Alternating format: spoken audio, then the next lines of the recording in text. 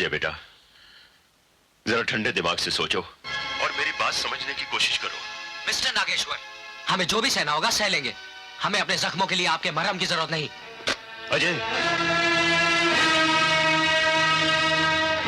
अजय, आज तक तुमने मुझसे ये बात क्यों छुपाई कि नागेश्वर तुम्हारे डैडी हैं?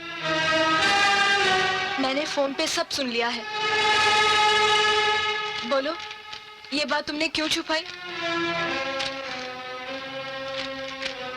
मैं ये नहीं चाहता था कि तुम्हें ये मालूम हो कि मैं एक स्मगलर, गुंडे, एक हत्यारे का बेटा हूं। क्या तुम्हें मेरे प्यार पे विश्वास नहीं था? विश्वास था, मगर मैं अपनी तकदीर से डरता रहा। आज तक मेरी तकदीर मुझसे हर चीज छीनती आई है। मैं तुम्हें किसी कीमत पर नहीं खोना चाहता था पूजा। किसी को पाने के लिए झूठ का सहारा लेना, बोलो क्या ये मोहब्बत है? जो प्यार करके भी प्यार पर पूरा विश्वास ना करे, बोलो क्या ये मोहब्बत है? ये मोहब्बत नहीं, साजिश है, साजिश। अब तो ऐसे लगता है कि मैंने तुम्हारे साथ एक प्यार भरी जिंदगी नहीं, एक झूठी जिंदगी गुजारी है, जिसमें प्यार नहीं, सच्चाई नहीं, विश्वास नहीं, सब झूठ था, झूठ। पूजा, छोड़ो मुझे। तुम सच क्या मानती हो? यही कि नागेश्वर मेरा बाप है?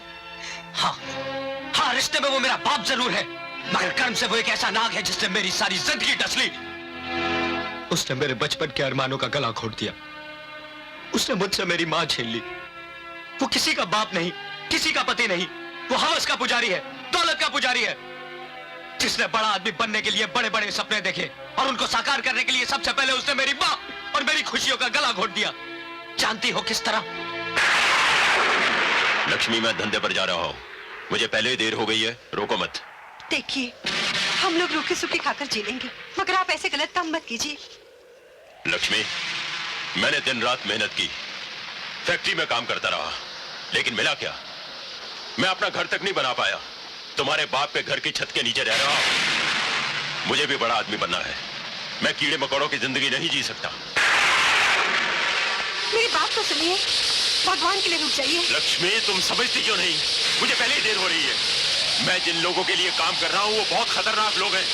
मुझे वक्त पर पहुंचना ही पड़ेगा। सुनिए तो सही, रुक जाइए।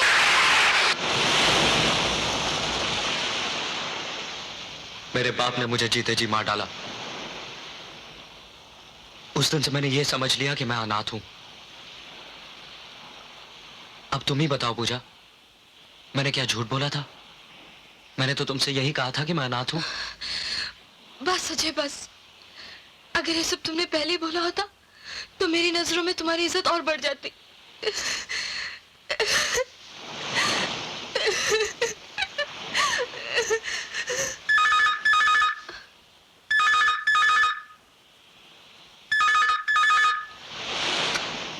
अजय बेटा। जी अजय नहीं, मैं उनकी वाइफ बोल रही हूँ। मैं अजय का डैडी नागेश्वर बोल रहा हूँ। जी। क्या तुम नहीं चाहती कि तुम्हारा सुहाग और संतान सलामत रहे? बहू, एक ससुर होने के नाते मैं अब तक तुम्हें कुछ दे तो नहीं सका, लेकिन तुमसे एक भीख मांग रहा हूं। किसी तरह से अजय को समझाओ और उसे यहां ले आओ। मैं उसकी नफरत को भी अपने सर आंखों पे रख लूंगा। जी।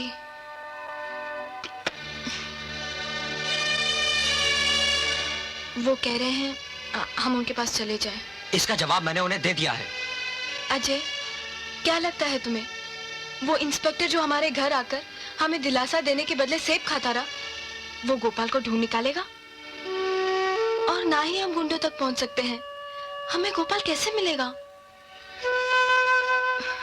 मेरी बात मान लो अजय, हम उनके पास चलते हैं। नहीं, यह हरगिज नहीं हो सकता। तुम नागेश्वर के बेटे बनकर सोचोगे तो ऐसा सचमुच हरगिज नहीं हो सकता, लेकिन गोपाल के बाप बनकर सोचो तो शायद। उसके सामने मैं घुटने नहीं टेक सकता। अजय, अगर तुम अपनी जिद पर अड़े रहे तो तुम में और तुम्हारे डैडी में कोई फर्क नहीं रह जाएगा पूजा, बल्कि तुम तो उनसे और नीचे गिर जाओगे। वो इसलिए अजय कि उन्होंने तो किसी चीज की मोहब्बत में अपने बेटे का ख्याल नहीं रखा, लेकिन तुम तो अपनी नफरत के लिए अपने बेटे की बलि मत चढ़ाओ। मैं नागेश्वर के बेटे से ये नहीं कहती कि उनसे नफरत करना छोड़ दे, उनके सामने घुटने टेक दे। मैं क्यों चाहूंगी कि मेरा सुहाग जुल्म के आगे झुक जाए?